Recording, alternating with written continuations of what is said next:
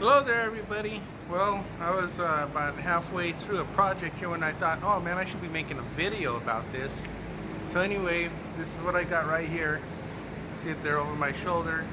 And by the way, if you like this video after watching it, hopefully you can like it and you can subscribe to my channel and hit the bell notification. That way you always know when something's coming up. So anyway, what I'm doing is I'm installing a gel insert into this motorcycle seat right here, and all motorcycle seats are pretty much going to be about the same. What I did is I had the customer sit on the motorcycle seat for me on his motorcycle, so that way I gave him the chalk and he marked the back of his buttocks area here, where the pressure points would be here for his hip bones. So he wanted to get some of that pressure off. So once I had that marked, I removed the seat cover with the staples. Good thing I didn't bore you guys with all that. So anyway, now I marked the gel insert with a Sharpie, and I used my trusty jigsaw blade here to cut it out. So I cut out the old one all the way through. Okay, so then you're looking at the pan on the bottom. So then what I got to do is, you can't take all the material out, all the foam. So I also cut out this spacer here, leaving just enough there that I can insert this gel pad here. So I got everything all glued back together. He wanted more clearance to be able to reach the ground easier, so I took my grinder and I kind of ground down this ridge right here. He also said that he had some pressure here on his legs when he's standing, so I created a void here that I'm going to bridge the foam, my layer of foam over the top of that to create an air space, so that way there's no pressure on his leg there. So the foam is just going to bridge right across it. Okay, so now I cut out my foam and I was getting ready to glue this here over the top. It's a 1/2 inch it's like a medium density foam with the best backing available, of course. And I was just getting ready to do that when I remembered to take this video. So I think I'm all caught up now.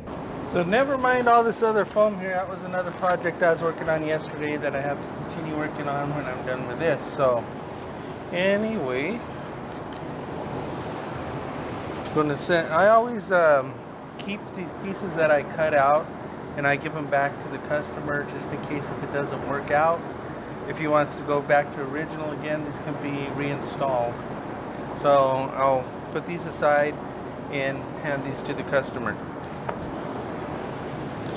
So, okay, so I got my piece cut out here. This is what I'm going to be gluing over the top.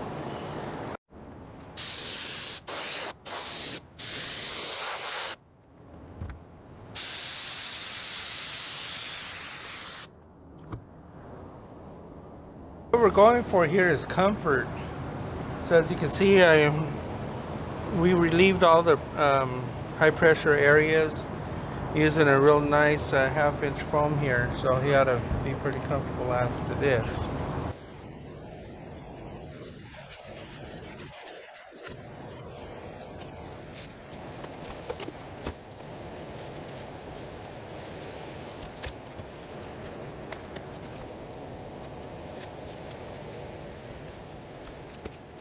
What I like to do is I like to wrap the foam around the edge like this, not to the edge but around the edge.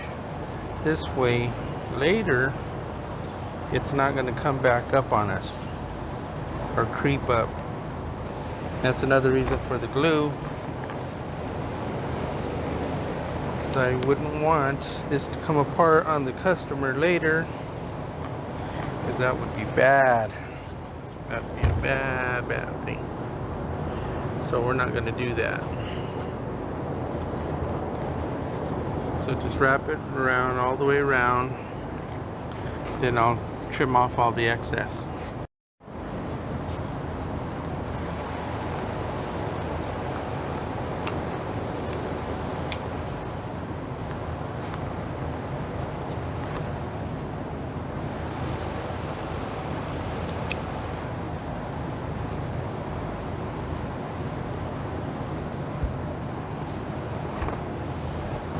Now I'm going to clean off all the overspray, the glue overspray, before I restaple the cover back on. So the reason I'm cleaning the overspray is just to keep everything nice and tidy.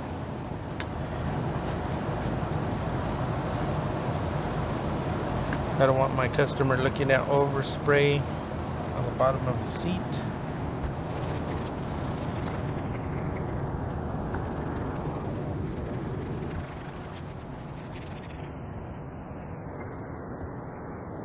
This is going to be a really quick video. So all I have left now to do is to install the seat cover back on, which is going to go back on in its original position, the original cover in the original position. So I'm not making a new cover for him. The cover is just fine, that's what he wants. So now it's just a matter of stapling it back on again. Most common, I guess, late model stuff is going to be ABS plastic like this, which you can staple into. There's going to be fiberglass and steel pans, which you have to put pop rivets. So that's the big difference here. The staples are much easier.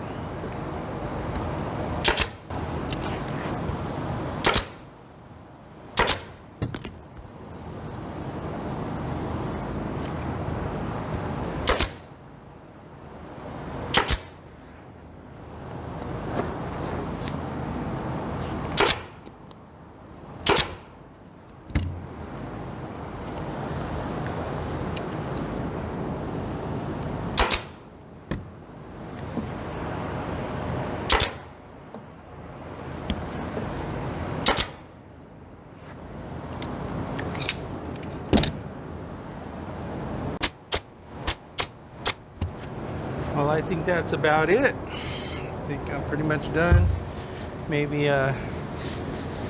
sometimes you have to move the material around, make sure everything is nice and even, nice and straight, symmetrical on both sides. One side's not pull tighter than the other, because that would be goofy and people will see it and then they'll talk about it.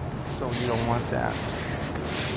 So I'm just going to end up cleaning off these chalk marks and give him a call and let him know that his seat's ready.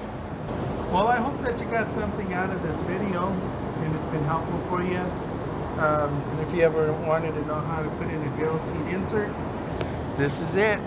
Until next time, we'll see ya.